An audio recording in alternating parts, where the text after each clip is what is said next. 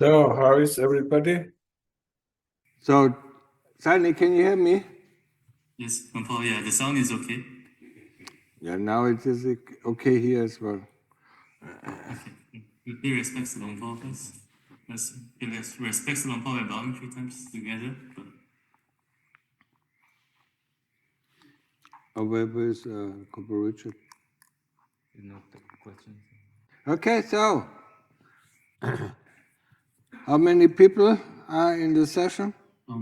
There are 14 Okay. people. Okay. Yeah, it's Christmas time. Everybody is busy. Going on holidays. Maybe. Going on holidays. Europe, they go skiing. Yeah. Singapore, they go bathing.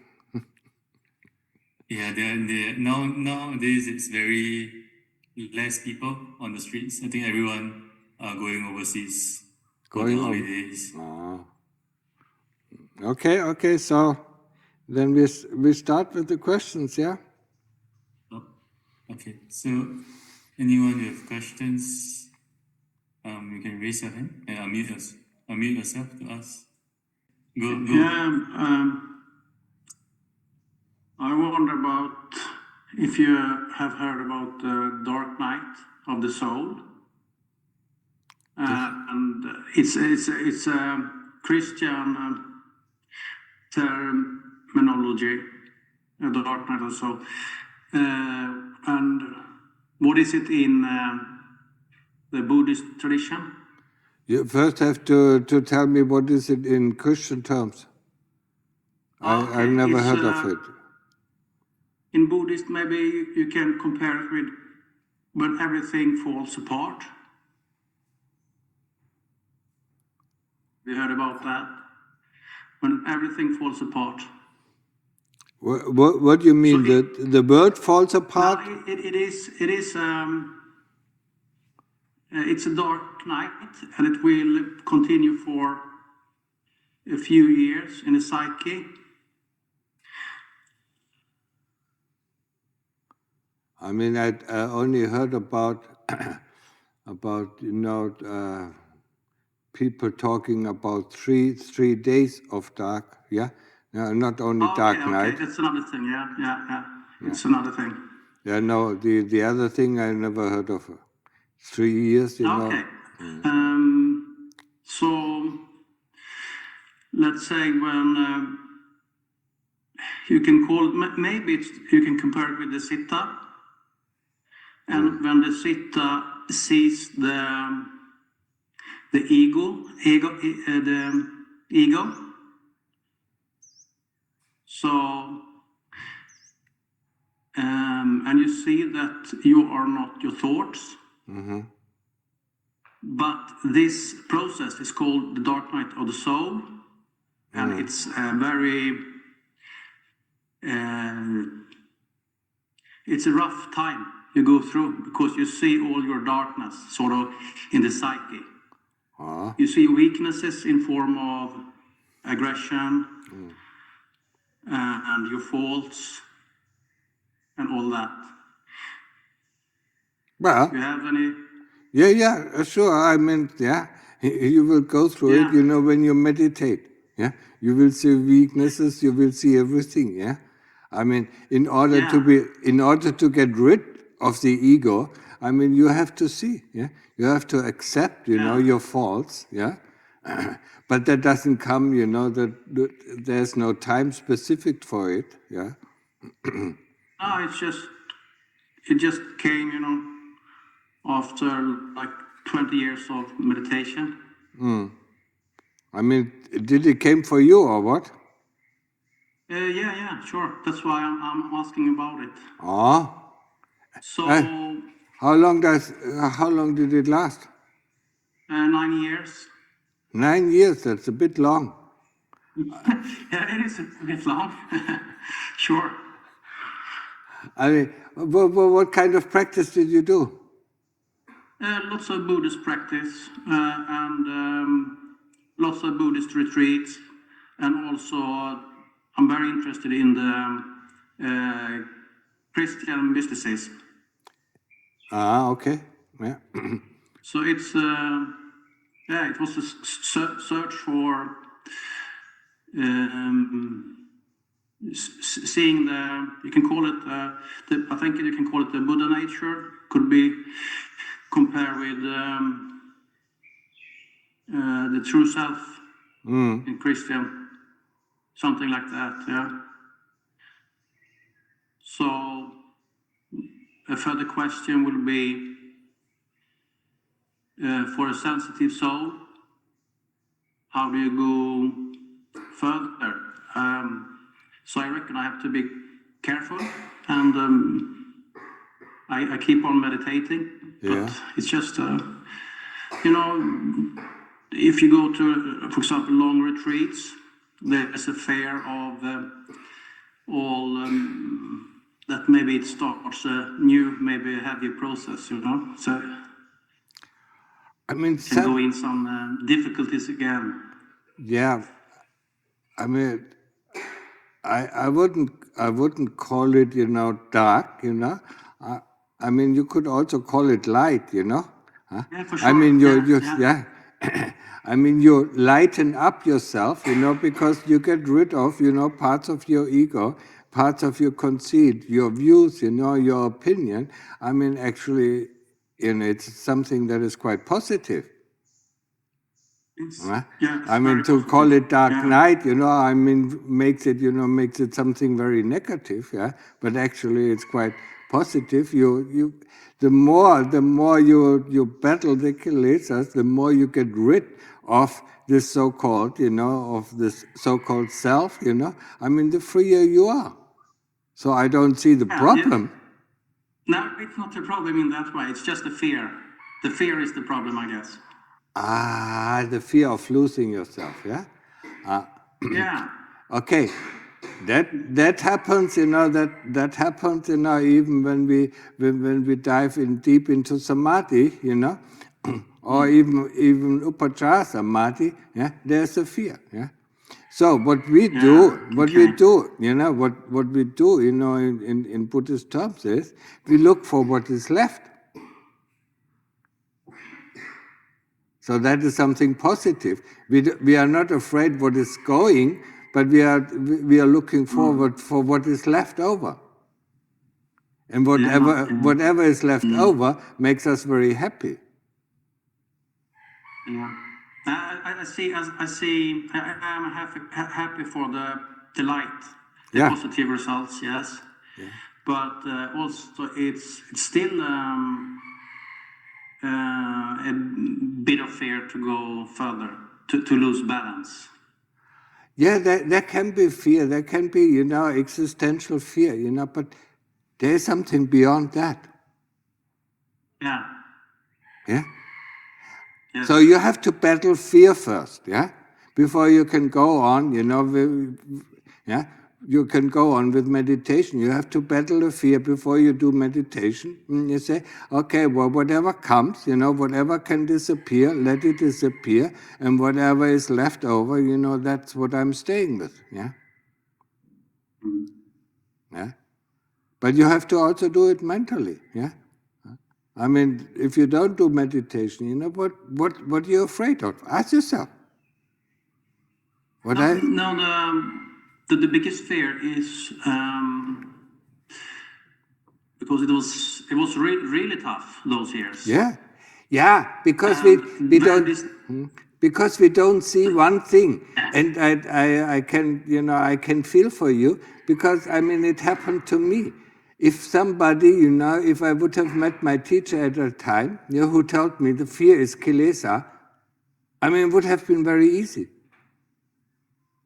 I mean, the kilesas are afraid of dying, but the Dhamma is never afraid. That's true. Yeah. I can see that, but still. Yeah, and then it would have been so easy. So I was battling, the fear, existential fear, for a few years, But I mean, it would be much more helpful if if I met my teacher at that time, who said it's the kilesas. And I said, It's not me, it's not mine, it's not myself. There is fear. I can investigate. How does it feel like? Yeah. But if I assume I'm the fear, then it's over. That's why you have a hard time, because you think you are the fear. So say there is fear, and then you can see it. How does it feel like? How does it differentiate itself from maybe from anger or from lust? How is the feeling? Yeah. But the fear is of if I can take, if I can go further, because last time I lost balance and it was so tough, and Yeah. maybe there's even heavier period waiting. No. And I don't know if I can take it. So Yeah, of course you can take it, because whatever disappears is the kilesas that disappear, and that actually lightens up your heart, And you feel so happy after, It's like a dark tunnel. You go through the dark tunnel, or you walk, you walk into the abyss, and you fall and fall and fall. But, yeah, and then it's over, yeah. Okay. Tell yourself, it's not you. That is the most important thing. Fear is not me. There is fear. I can see it. I can feel it, yeah? But it has nothing to do with me, because I can observe the fear. Yeah, that I know. That was the separation I had. But I think it's the Sitta was, they were going together, it was a split. And there was one part of me who could watch the ego, the thoughts, and I could see I'm not the thoughts and I'm not the feelings. Yeah. But the separation couldn't see I'm not the body. So it was something there who was stuck. So you do some body investigation for that? Yeah, I've done a lot, yeah. Yeah, we are attached to this body, yeah? I mean, the body is just like your car, You get in the car, you drive the car until it breaks down, and then you go and have another car. Has nothing to do with you, yeah? Yeah. I mean, try sometimes in meditation, if you can go to Upachara Samadhi, try to get out of the body, yeah? And go, and visit some other realms, and then come back and look at this body that that you enter. It's just like, you enter your car, you turn on the keys, and it starts the engine.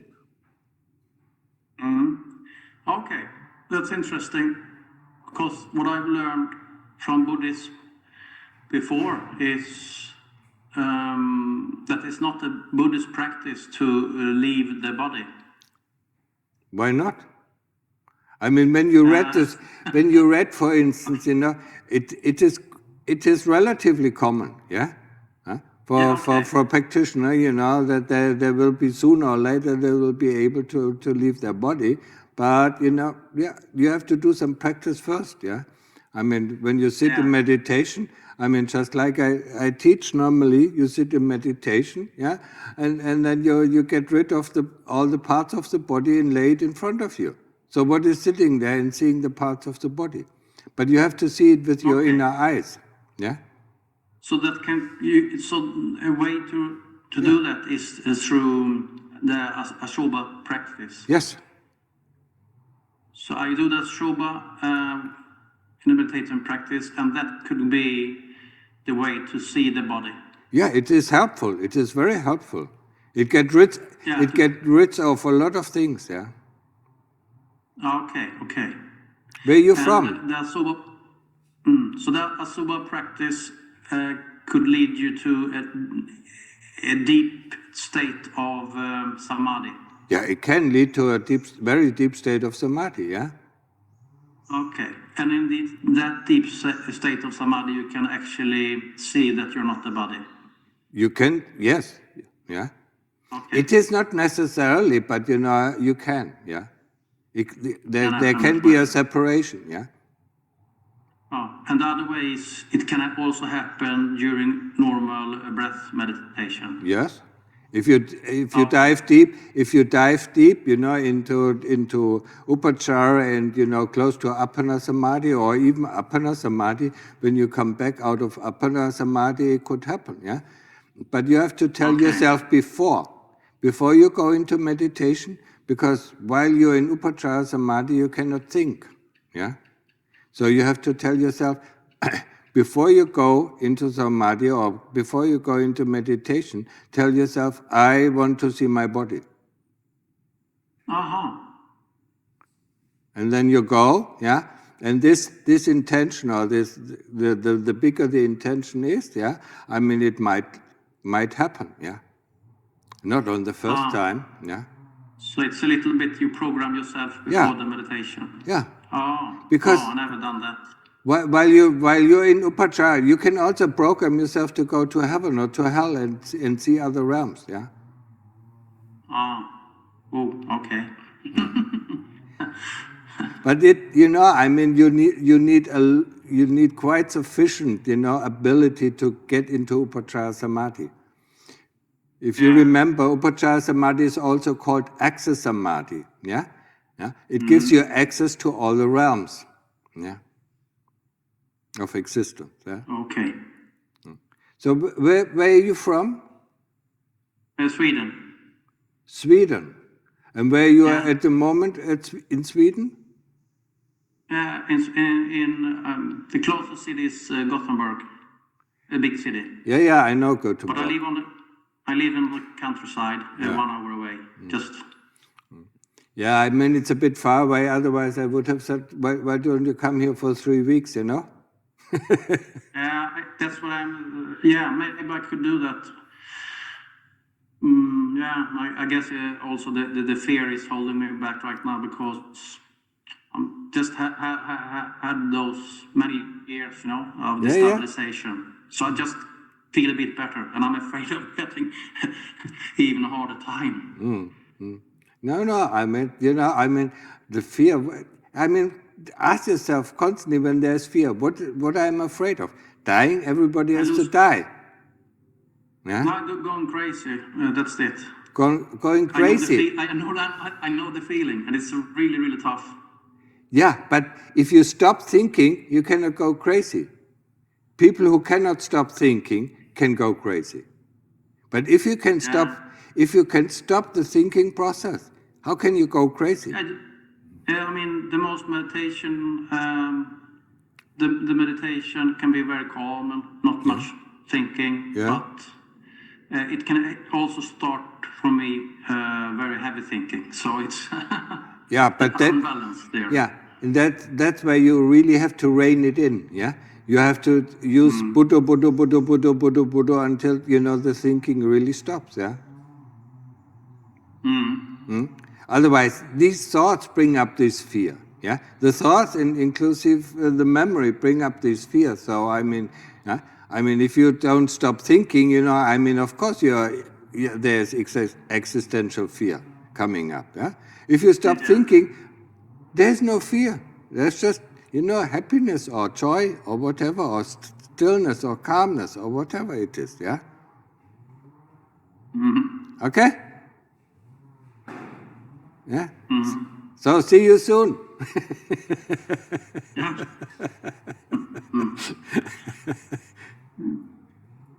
What can you lose? You can only gain. Yeah. If I'm not get into psychology, the hospitalization, you know. Yeah. Don't worry about that, you know. If you stop thinking, you cannot be hospitalized. Yeah? It's a key. I mean, when you look at all the people who went really crazy are the big thinkers, yeah? Like Nietzsche, you know, like Schopenhauer, yeah? Or Gödel, you know, who wrote Gödel, Escher, Bach, you know, this American. They all went crazy because they couldn't stop thinking. If we can stop thinking, we can never go crazy. But my mind is very analyzing. Yeah. Yeah, you have to stop that. Yeah, it's a Western mind that is always analyzing, thinking. But we cannot solve problems with thinking. It's impossible. That I understand, but still, it's going. Yeah, so you have to stop it. Sometimes. Yeah, stop it. Yeah. Okay? Okay.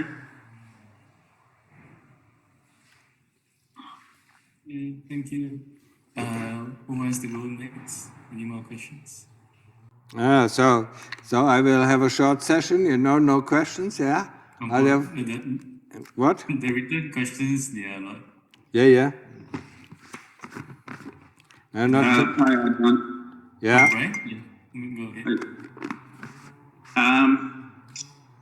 Yeah, I have a question about the Buddha meditation. Yeah. When I'm doing it, I guess I have doubts about or how, if I'm doing it right. When I do it, it kind of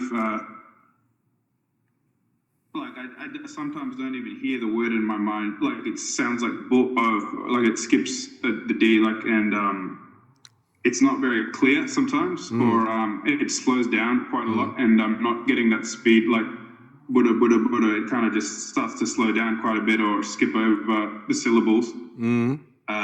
And I'm not sure how, or if I'm doing it correctly, if that's the way, or do I need to do something to strengthen it? I wouldn't worry too much about it, as long as the Buddha is in the mind, if the D is missing.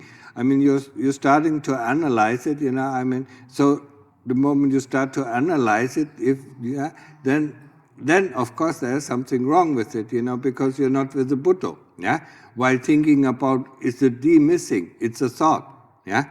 So replace the thought with the Buddha, yeah? Sometimes, it very often happens, it also happens with breath meditation, that we get bored of the Buddha and then we play around with the Buddha, and, that is not the right thing, yeah? So the moment you see that, you see other thoughts coming in, is the Buddha right? Is my meditation right? Then you actually know your meditation is not right because you're thinking other thoughts. Okay?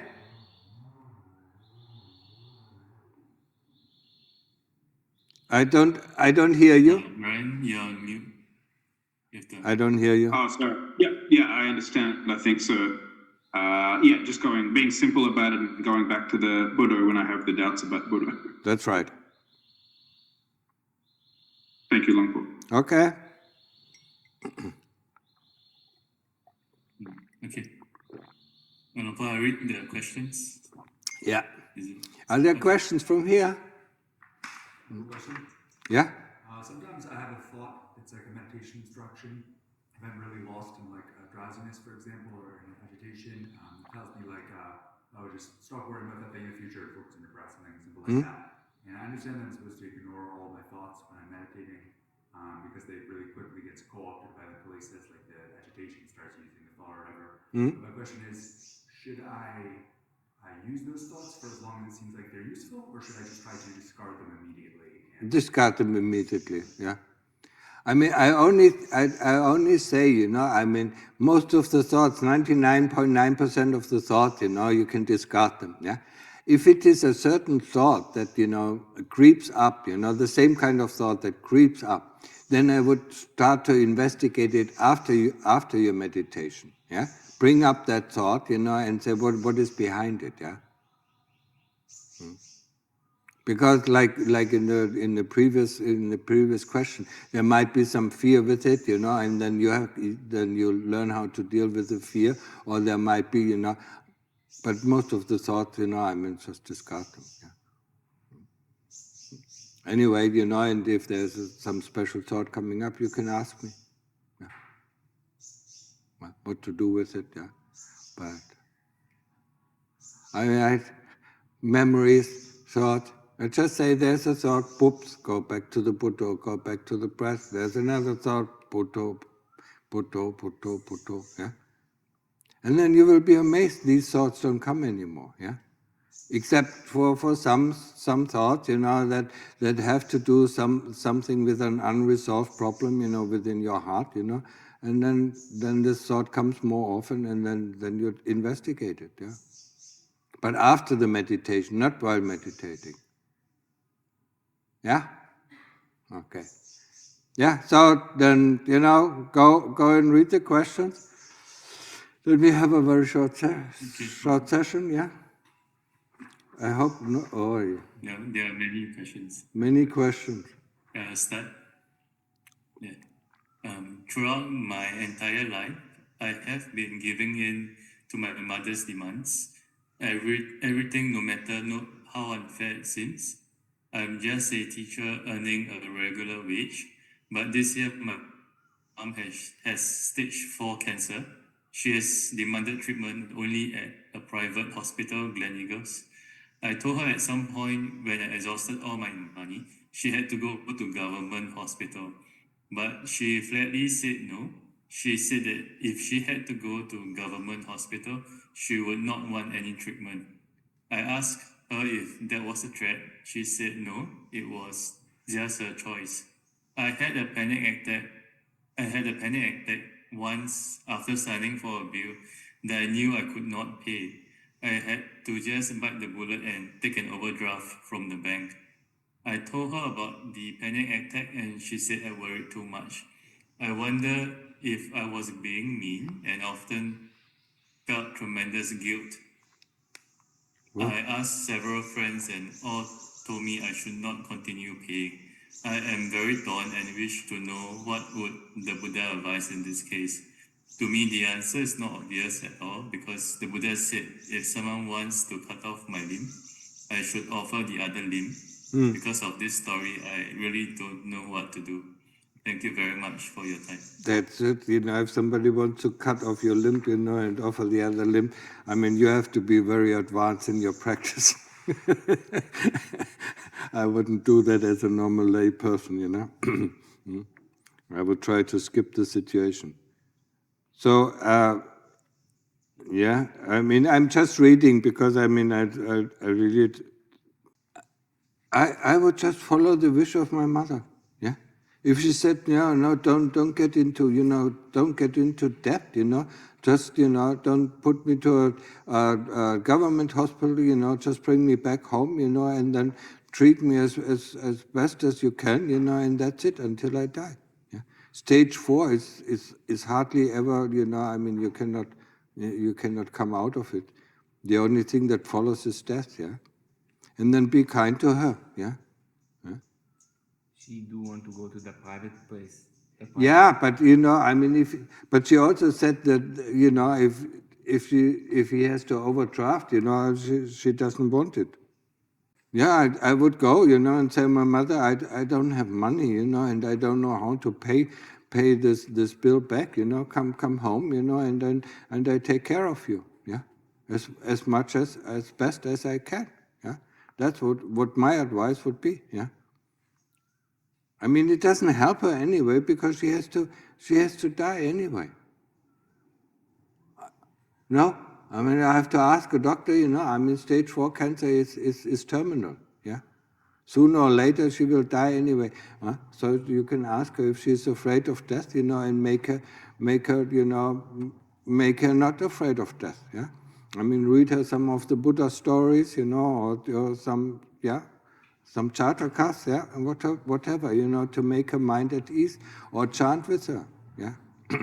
Okay, that would be my advice, yeah. I wouldn't go into debt, yeah, because it really, you cannot save her, yeah, from dying.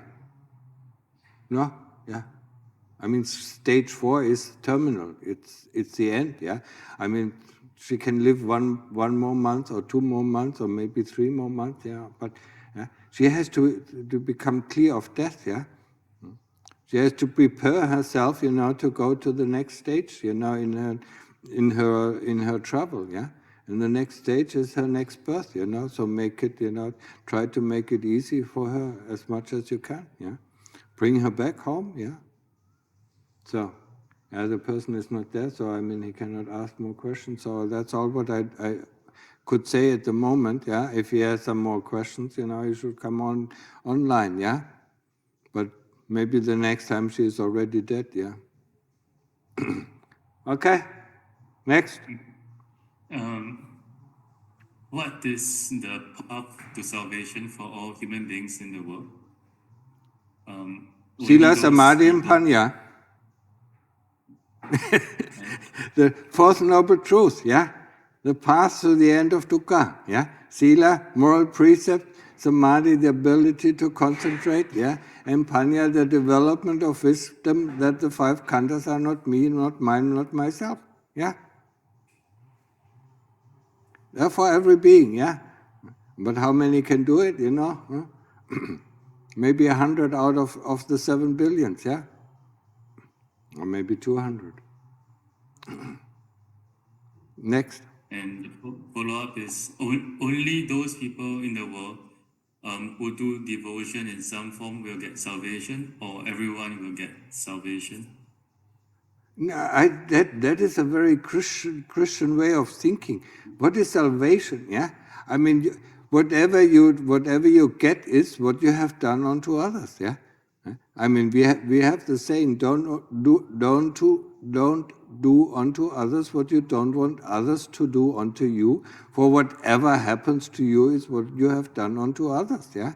I mean, there's no salvation, you know. The only salvation, you know, is to fight hard, you know, to get down, to get on the path of the Lord Buddha and reach arahantship. That is salvation, yeah. Everybody can do it, but it takes a long time. Yeah. Next. Next, from the same person, do all sects and ideas lead to one God or to many gods? Do all what? Do all sects and ideas lead to the Sex workers. No, what? Oh, that's the next Oh, question. sects. Ah. I don't know. I mean, you have to ask the sect. I mean, our Buddhism doesn't lead to a God. Buddhism leads, you know, to nirvana. I don't understand that. He has to ask the sect, yeah. The Hinduism, I think, has many gods, yeah. Huh? Muslim, you know, Muslim, Christian, and Judaism has only one God, yeah. I don't know about the other sects, yeah. Maybe they have a human being as a God, you know. I don't know, yeah. There's only one religion, you know, that leads to the Nibbana, and that is Buddhism. Next. Okay. Next is a sex question. Does paying for sex workers or watching pornography break the third precept for laymen who is single? And what Can do you give it you to me? recommend for someone struggling with these habits? No. I mean, if he is married, yes. If he is married and goes to a prostitute, you know, that is breaking the precept. But watching pornography, or, you know, if he's single and goes to prostitutes, there's no breaking precept. I mean, don't you remember one of the sutras, you know, where one of the courtesans, yeah, the courtesans, she got into sodapanna, yeah. So even selling sex, you know, selling your body, you know, does not necessarily lead to hell, yeah. It's not necessarily breaking the precept. But if you're married, yes, then it is. Or if The you're in a second part of the relationship, yeah. question, Yeah, next. was what do you recommend for someone struggling with these habits? With these habits, yeah? I mean, a super practice. Huh? Yeah, I mean, first samadhi and then a super practice, yeah? I mean, if your mind is not calm, yeah, then it's difficult, yeah? You have first to calm your mind down, yeah? Stay with the Buddha or stay with the breath, you know, for a while until there's no thoughts, and then go and do a super practice. Open up the body, you know, see the body, you know, of your sex object, you know, as you know, without skin, you know, and then ask yourself, with all this bloody flesh and, you know, and all this pus and blood and so on, and then ask yourself, do you want to hug that? And that moment, you know, the craving is gone. It comes back again, you know, and then you do it again, and you do it again, and you do it again until it becomes less and less and less effective, yeah? Okay, next. Should metta meditation be practiced at all?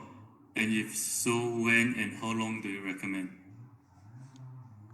I mean, yes, if you have a lot of anger, if you are, if you're really, fed up with the world, I mean, yes, have some metta, but most people do the metta practice, that is taught in the West, and that has hardly any effect.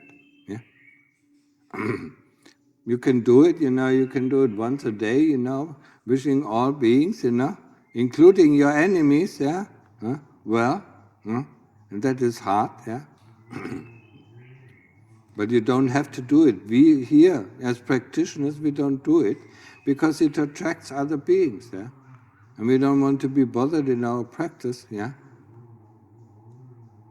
But if you live in a lay life, I mean, yes, you can do it once a day, for maybe 20 minutes, after your practice of meditation, it is helpful, especially getting along with your colleagues and with your families and whatever. Yeah. Next.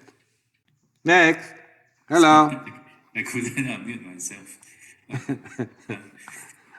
Okay, this is the long question. Long for it is May. This Saturday I am traveling to Italy, so I will not be able to join Zoom session this time. But I would like to pay respects to Long Po from here. It's May.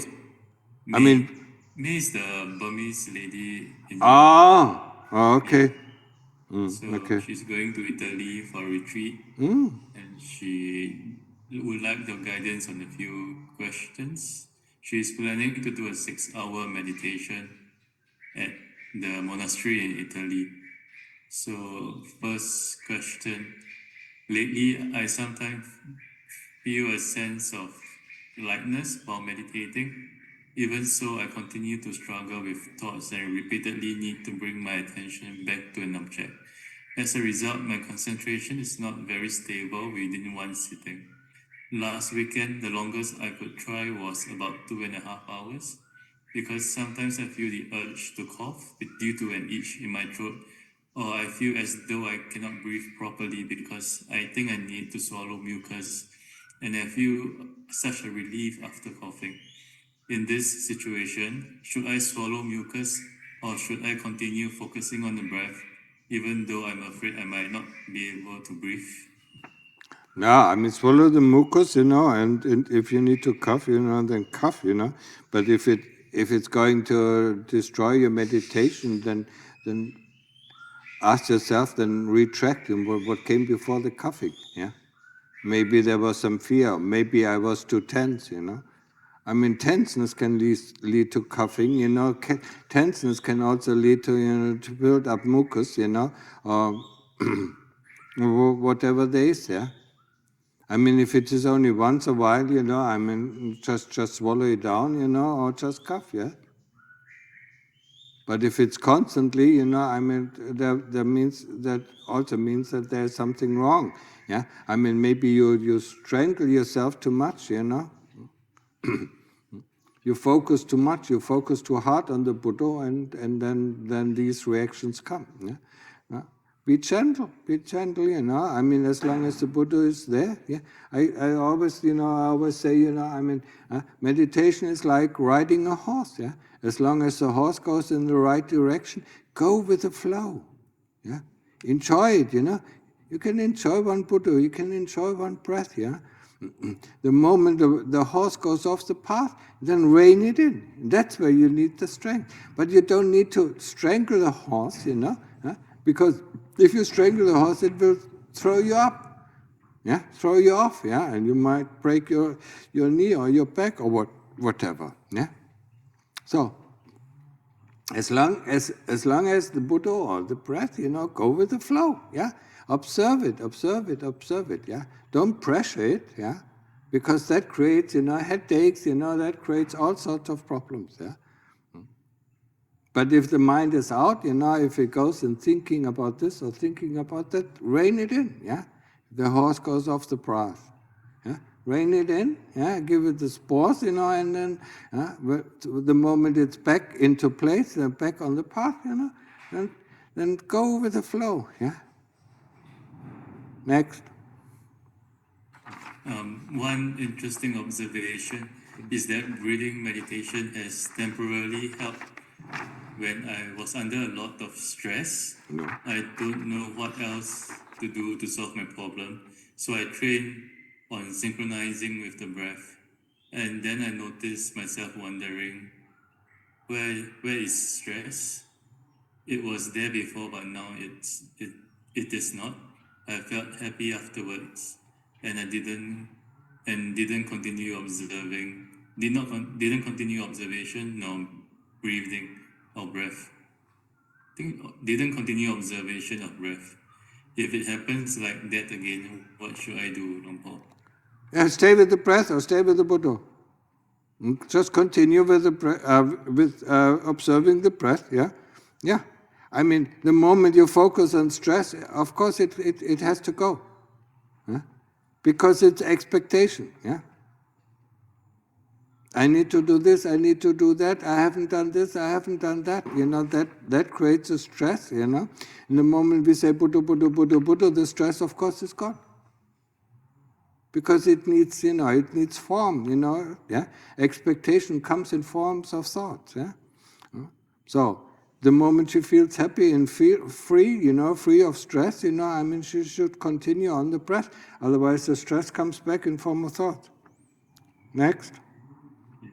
Luang Por often says, do one more breath, but it's hard to maintain 6-hour meditation straight because 3 hours is already hard for me. But my goal is for 6 hours for now. So I will be very grateful if you could give me some advice because it requires a lot of stamina. Or should I simply approach it as continuing one more again and again until the time is up? Or should I follow the breath and then know the pain or whatever it arises? Or should I focus on only one focus? Because sometimes there are errors and I wanted to stop and retry it again. So my 6-hour goal seems a bit fat. Or should I not too strict on the hour? Yeah, don't be too strict on the hour. If you can do 3 hours of meditation, so the next time you do 3 hours and 10 minutes, yeah. And if you're comfortable with 3 hours and 10 minutes, then make 3 hours 20, and then 30, and slowly increase it, yeah. But what you will happen, to encounter is pain. After 3 hours, there most likely comes some pain, yeah. Unless you go into Upachara Samadhi, then the pain doesn't come. Yeah?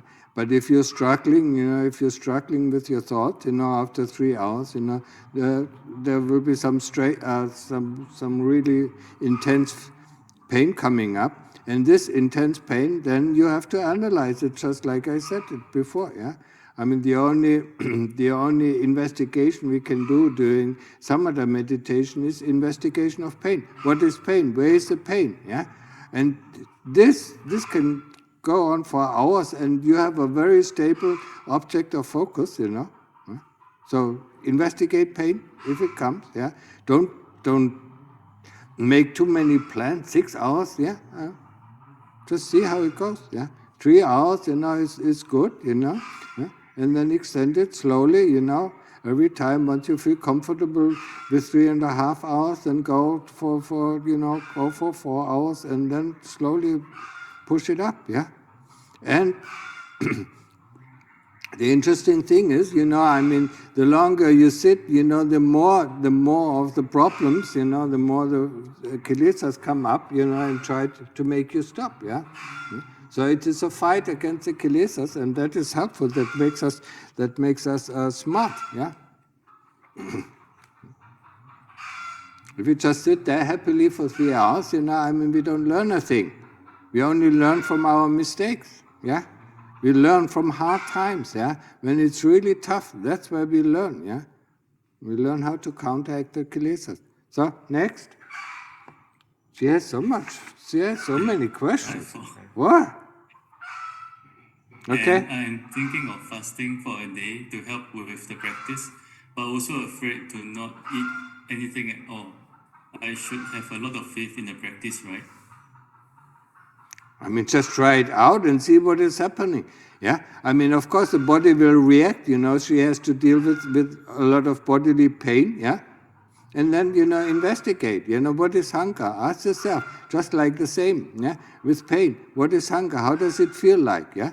And if you concentrate on hunger, it will go. And we don't have to eat every day, yeah? I mean, when I became a monk, I think after half a year, being a monk, I started to fast, I mean, then I ate once a week.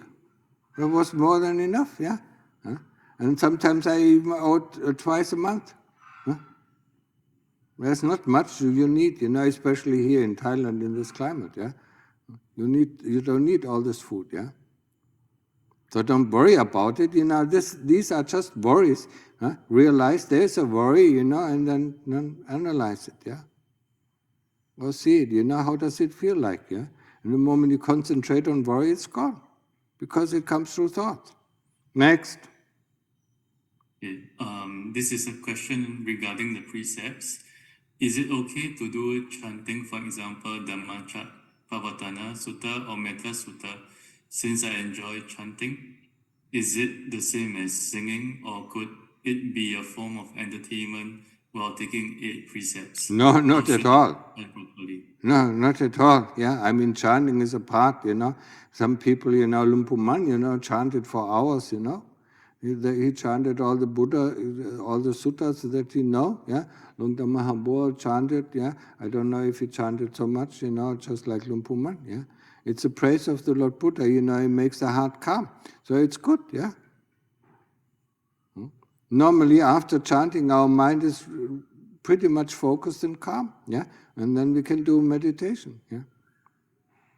I mean, the monks, should chant, at least the morning chant and the evening chant every day, yeah. So there's nothing wrong, yeah. It's not against the 8 precepts, yeah. Okay.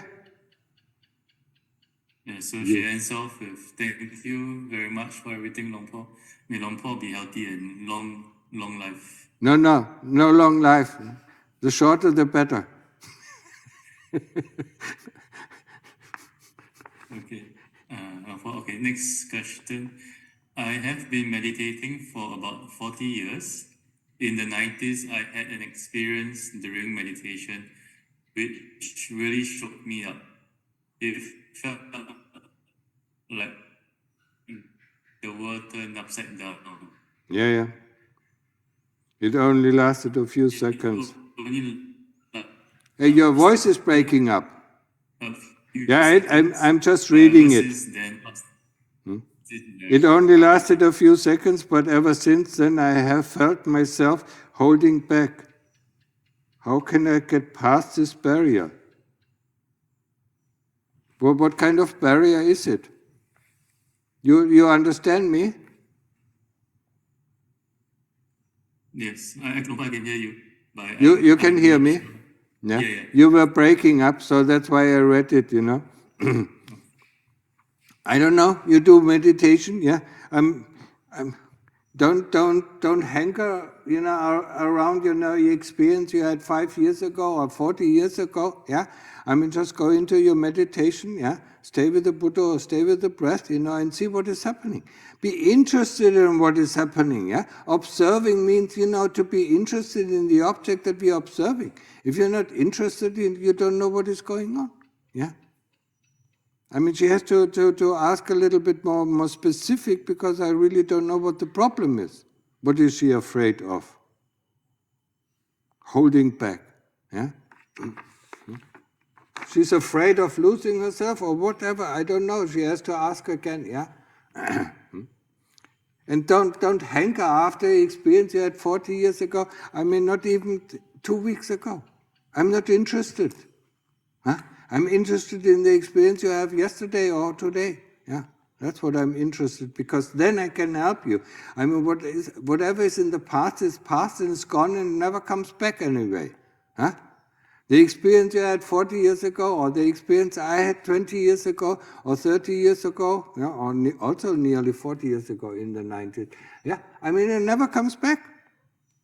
So, a similar experience might come. Yeah, other experience come up. Yeah? The world is constantly changing. Anicca, anatta, dukkha. Yeah? Anicca, impermanence. Yeah? Anatta, it's not me, it's not myself, it doesn't belong to me. Yeah? And dukkha, yeah?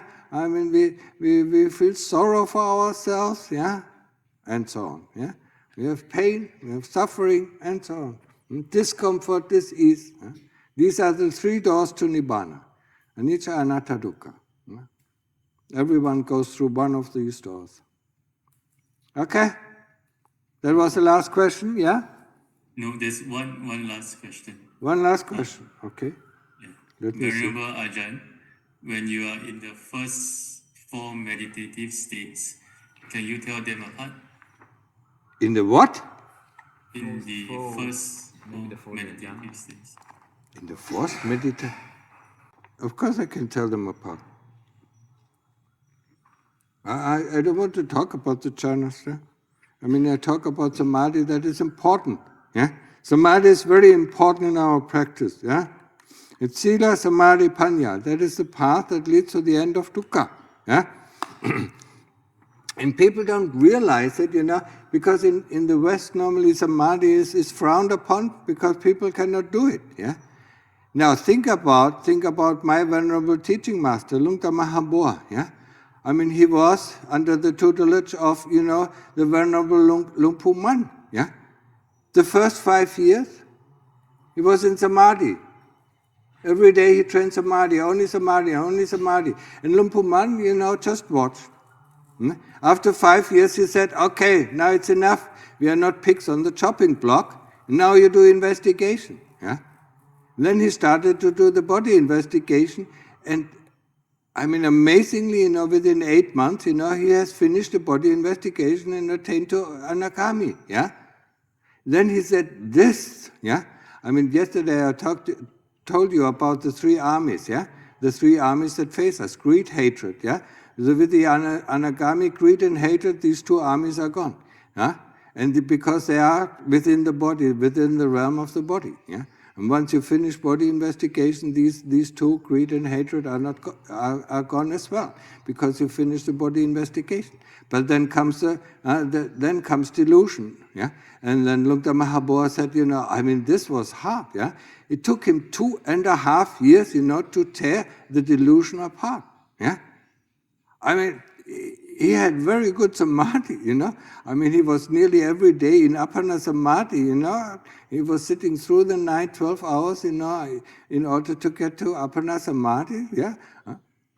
Must have been a lot of joy, a lot of hardship, I mean, to get there, yeah. But then, he had the power of samadhi, and even then it was very difficult, to get to this delusion, because then you're only in your thoughts and memories. Eh? I mean, whatever you think is wrong. Whatever you imagine to be, it is delusion. Yeah, I mean, to tear them apart. It took him 2.5 years. Yeah, and after that he said, even avijja, that was so amazing. I mean, it took him 3 months, to destroy avijja before he could become an arahant. Yeah, so. People who think that they don't need to do body investigation, I mean, are completely on the wrong path, yeah? And delusion, yes, I'm deluded, yeah? But how do you fight delusion as long as you have greed and hatred? You want this and you want that, and you don't like this and you don't like that, yeah? Cannot fight it, yeah? How did I get here? Yeah. 4 jhanas. Oh, the 4 jhanas, yeah. Yeah, it is very important, yeah. Samadhi is very important, and I don't pull you out, until I find, your samadhi is, stable enough that you can do investigation, yeah. Don't do it too fast, because then your samadhi will suffer. Yeah? And if you don't have enough samadhi, it is like you don't have a very sharp knife, yeah. And without a sharp knife, I mean, you cannot cut the tree, yeah. You cut the root of the cause, yeah. Okay, so. Bye-bye. There's still a question online. Anne, you want to ask your question? No, she's busy. She's busy. Oh, why do you look like that, huh? Why don't you smile, huh? Oh, tough times, huh? Yep. I had a question about, I had a few questions, so I'll try to keep it short. I had a question about a super practice because I've been trying to put the body parts like in front of you, but then I feel like it's just, or I notice myself when I've done that, I notice myself feeling frustrated afterwards, which remember in your talks is common.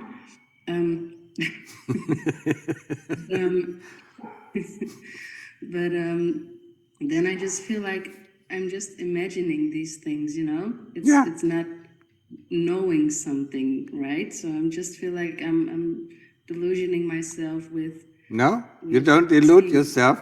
Yeah, I mean, yes, in the beginning you imagine things, and the more often you do it, you know, the more real it becomes. Yeah, you have to do it, you know, in a way, you know, when you cut off your arm, yeah, that you cannot feel your arm in this place anymore, and then you cut off your legs, you cannot feel the leg in this place anymore, but see it out there. Yeah, but in the beginning we have to use imagination. But if it already, you know, I mean, the results are already coming. You see, you get frustrated, you get angry. Yeah? So that means, you know, I mean, the kilesas don't like even this imaginary work. Yeah? So it's good, yeah? It gets more and more, you see it more and more clearly, you know. And once you see it extremely clearly, you know, it cuts the fetter. Yeah? So don't worry. You might have to do it for the next 10 or 20 years, yeah, so. Probably. Next question. Yeah, another question was when I'm trying to see during the day, like what is happening and where does certain feelings come from or what happens before, and I try to see it within the moment itself. But lately, for example, I used the same example as I did last time. I have a colleague, for example, who I feel annoyed with a bit quickly, and I just try to see what happens when I'm with her internally. And lately, I just try to listen, and then I feel annoyance coming up, and then I see it, and it seems to go away, or sometimes I pressure it a bit, but sometimes it just goes away, and then there's a time for me to respond, you know, in a usual conversation, but nothing comes. Okay, don't respond. And I noticed that lately also with other things. I try to listen to what people are saying and just listen and see what happens, and then just nothing comes. Good. And I'm not sure. Yeah, that's okay. I mean, it feels weird. Yeah, of course, you can feel weird until the people are asking you questions, you know, and then you can answer. Yeah. But if they just, I mean, people, yeah, just need listeners. Yeah. I mean, you know it, you know, from your mother and from your parents, and sometimes they just want to tell stories. You don't have to actually reply to them. They just need somebody to be able to listen to them, yeah, because nobody else is listening to them, and that's probably the same with your colleague that annoys you, yeah. And if she annoys you, you see part of yourself. I understand. Yeah, of course. And that even annoys one more. Yeah. So get rid of that part within yourself, and then she doesn't annoy you anymore. Just listen to her, you know, Lots of people at the moment in Europe, you know, it's terrible, you know, they just need, you know, they just want to pour out their soul, you know, onto other people, yeah. And as long as these people are listening and not interfering, you know, I mean, they feel well. Yeah? They feel okay. So you're the garbage dump, yeah? Just open the can, you know.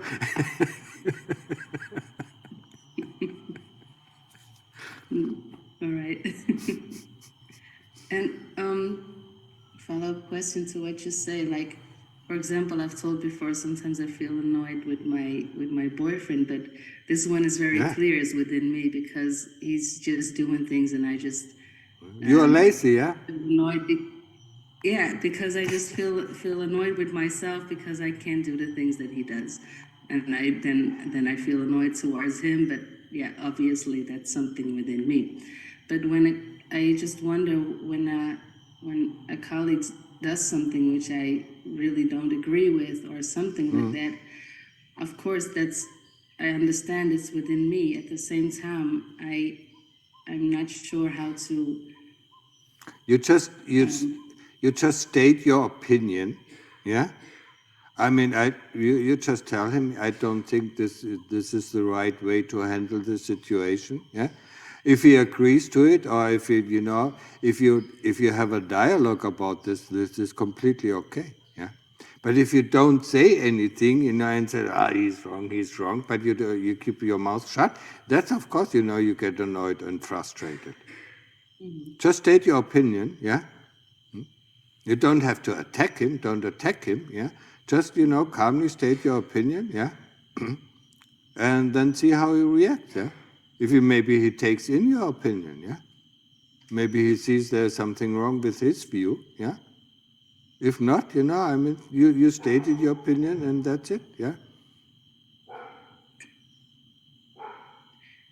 Then one other question. I have a very good friend who is not feeling well for quite a while, and I have the same with her. Usually she comes to me often, and I just listen to her, and I try to acknowledge her feelings or whatever she's feeling, and I don't really say much or give advice or anything. I usually don't do any of that, but sometimes I feel a bit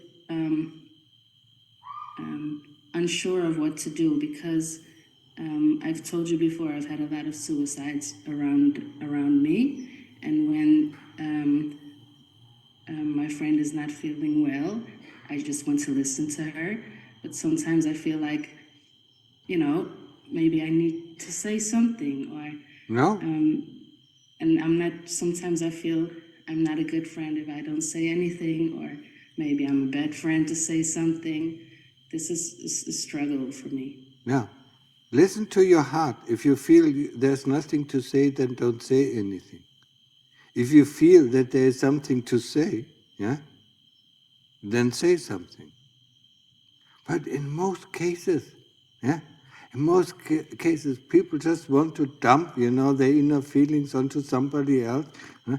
So for them, it's also a healing process. Yeah. So they see what they think. Yeah. So it is out in the open, so they can see it more clearly. And as I said, yeah, open the can, and let the garbage go in. And if you feel like you say something, but it's not wrong. What most people hate is, yeah, I mean, next time watch, if I notice it very often, yeah. When you sit in a compartment in a train, and it takes a long time. Maybe you're in this compartment with people for 1 or 2 hours. I mean, people cannot stand silence. They have to talk. Because silence itself, makes people afraid. Yeah, maybe that is what is happening with you. Yeah, don't be afraid. No, I think for this one, yes. Sometimes it can be, but in this case, Yeah. In this case, it's not. Yeah, yeah. I just when your heart tells you to say something, say something. Yeah, and if there's nothing to say, don't say anything. Just smile at her. Yeah, or have thoughts of metta with her. Yeah? Because she's probably suffering a lot. Most of the people have a lot of dukkha. Yeah. All right. Okay. Last question. Because last one. I'm sorry.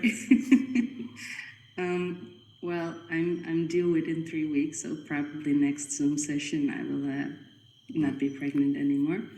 But, it's coming out now. It's a Christmas kit or New Year's kit? Something like that, yeah. And well, last time the pain was very heavy, obviously. So I'm just wondering if you have any You feel the pain. advice for me. I mean, if you've done pain meditation before, just feel the pain. This time it is, I mean, it's not going away, but you can feel it and can live with it. I mean, and then ask what is in pain, yeah? Who feels the pain, yeah? Separate yourself out. There is pain, you can watch it, but the heart itself is not in pain. Yeah, That's the I best did thing. that last time, and it helps to a certain point until the pain comes really unbearable. Yeah. Just Yeah, because stop it. then it grips our heart, and then you have to separate it out. Okay, there's pain, there's pain, there's pain. Okay, feel it, can you feel it? Yeah. Who knows that there is pain? Yeah. Or just do your Buddha meditation, I mean, whatever. Yeah. Right. I mean, it helps, I mean, why do you ask me the question? Yeah? Maybe you have something else for me. No, there's nothing else. All right. Well, thank you very much for your time. Accepting the pain makes it so less excruciating. Yeah. And when I have, sometimes I have really excruciating headache, yeah, and then I just accept it, and it's, I mean, it's something going on, so, yeah. I remember sometimes in Bantat, I mean, I gave nearly every day, just 20 minutes to talk, yeah, to the lay people who came there, and sometimes I had excruciating headache, yeah. So, how can you, yeah? And then I went there, the moment I started opening my mouth, it's gone. Because I didn't concentrate on the pain. So I wasn't actually aware of it. I was much more aware of the Dhamma, yeah? And so, it just went into the background. It's the same thing, with my foot, I mean, as long as I give a Dhamma talk, it's not in pain, yeah? The moment I stop the Dhamma talk, the pain comes back. I understand it. Okay? All right. Have a nice Christmas and a New Year, yeah? And get rid of the, what is it, what do we say? The bloodsucker or what?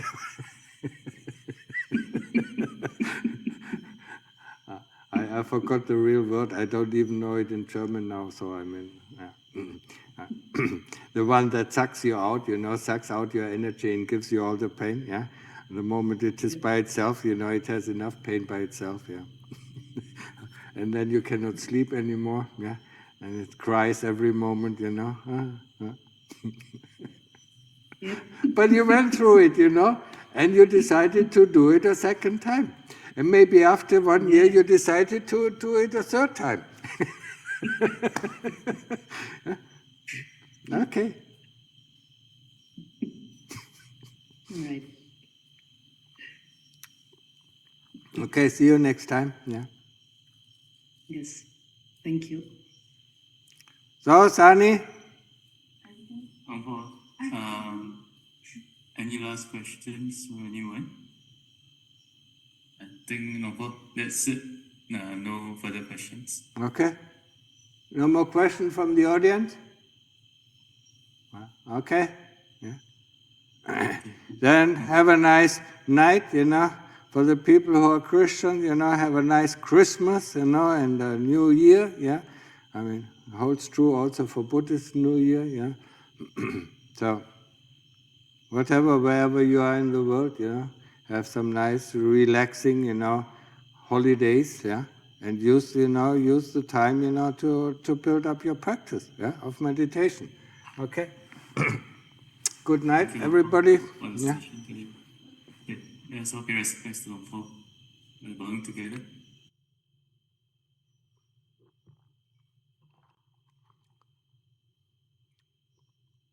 Yeah, thank you, everyone. We're in the session.